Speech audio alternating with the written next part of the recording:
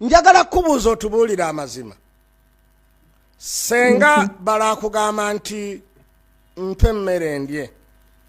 N'omuga ha emmere nga tewali. N'aga nti kale oba tewali nze kambiveeko kansiibe.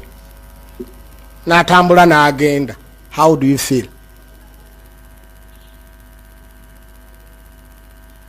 Basad kubanga yabadde alowooza waliwo kubanga waliwo emmere. Exactly. Ntegerekese. Kaakati olwa communication nti gyagenze nayo namwe okusinziira mu society. Naye bakyala bannabbi tebanyiiganga. Bwe yabagambanga nti anze kansiibe. Tebanyiiganga kubanga communication yalingawo nga bo bagitegeera.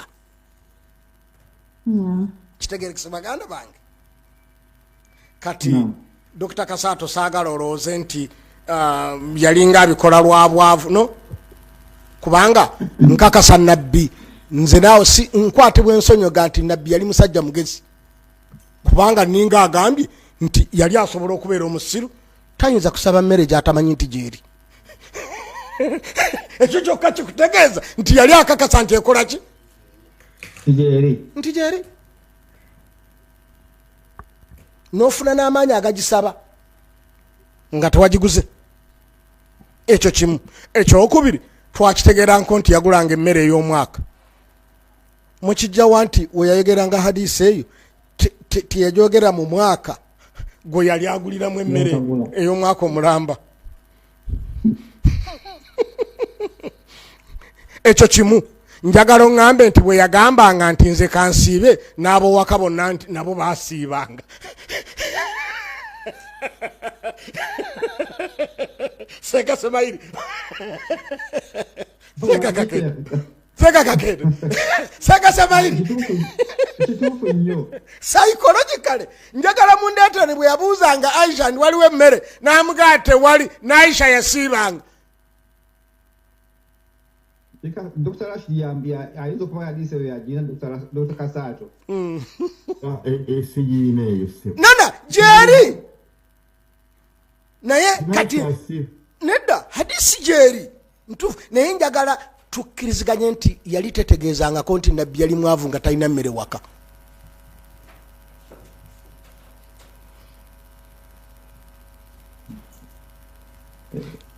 Dr. Kasato omusajja alina emmotoka eziwere 10 tebiyinza kuvaayo n'avula mu nnyumba n'atuuka mu lujja nga twali na mmotoka egenda kumutwala. Naye nga tin namba eriko emmotoka 10. Naye buli omu erina gye yalaze. Kitegeeza ni mwavu talina mmotoka. Nedda. Kati mwemugamba mutya nti nabbi okubuuza nti waliwo emmere eredede nti tewali nti kitegeeza nti yali mwavu.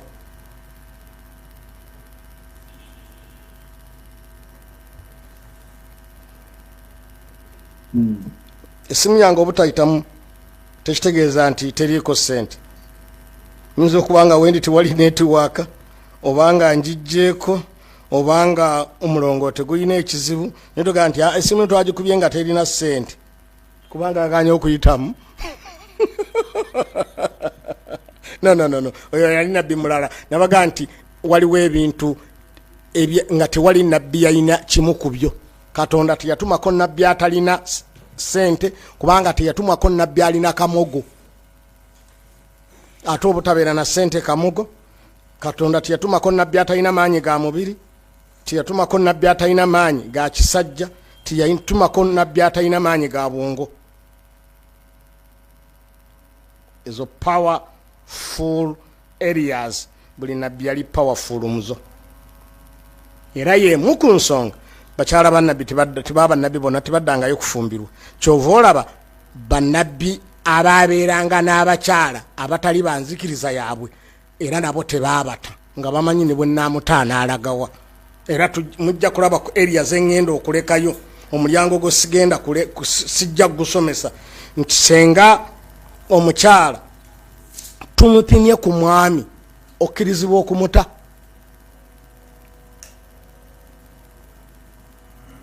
Senga omukyala tumupe omwami abeera munene omubiri gwo gw'ekisajja nga munene omukyala ne tugenda ne tumulongoosa asobole okufiitinga ku ki mwami oyo omwami yakkiriza okuta omukyalo oyo oluvannyuma oba nedda ogwo omulyango gujja kubeera mu English oba senga omwami alongoosebwa akendeere asobole okufiitinga mu mubiri gw'omukyala omukyalo yakkirizibwa okweyambulula obufumbo ng'omwami balinga abamupima ku gwe wekka atooga nti kati kiwedde ebyonna mu miryango gyenyinza okulekayo mu bufumbo n'ogwo mweguli kati era nja kubasomera lwaki olekayo emiryango ebifaanana bwe kitemiisirivu obulungi kubanga ogonze ne Sheikh Salim soka tugwaga Sheikh Masoro tugwagala olaba kitupa golekayo omusomo ogwo mwampe saawa 2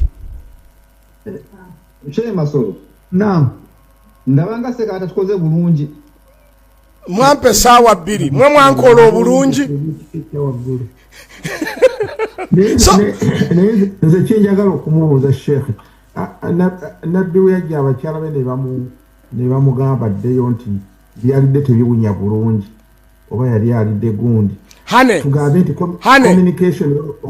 nti communication awe yafa kubanga yennyini yagamba naye tajja kukola tugambe kubanga kwe tukoppa okuba nti teyasobola bamatiza nti mundereke ebintu byange byenywedde tugambe nti communication yawe tukivunula tutya nsogeza communication teyakaluba nabbi olw'okuba nti obwongo tujja kitunulira nti munno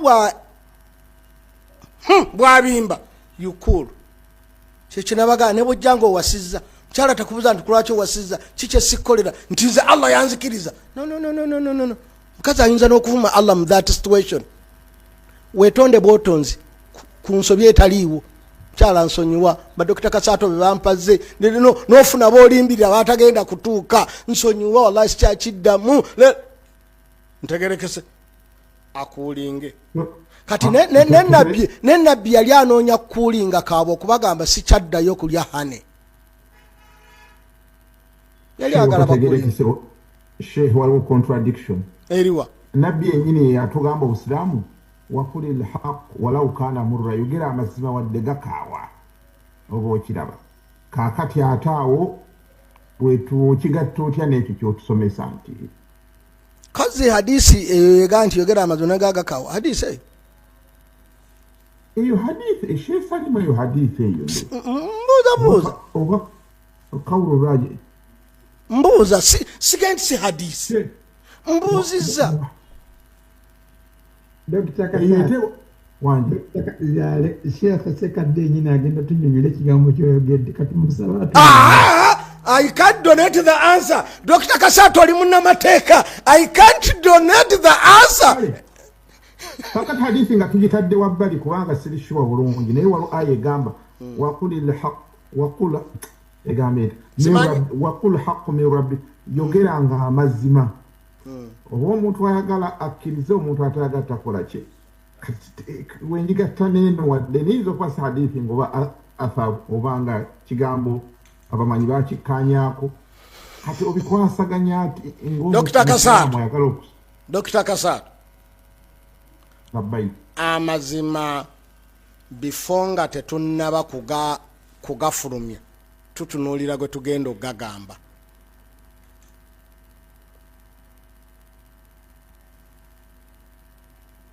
Dr. Kasaato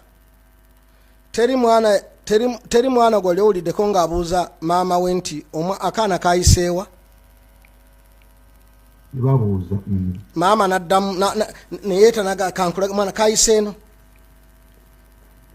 nedda ku lwaki mukawugana nti yamuguze mu supermarket mu ddwaliro muba mulimbye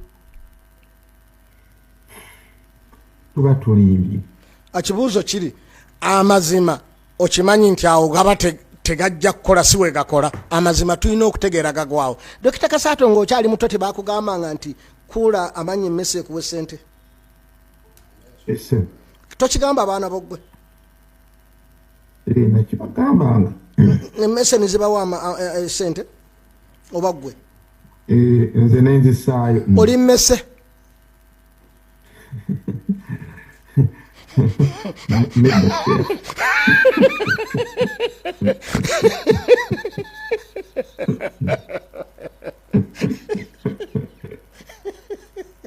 La ilaha illallah. Sebo amazima, it is a voltage yonna tusooka kutunula we tugenda ogikuba.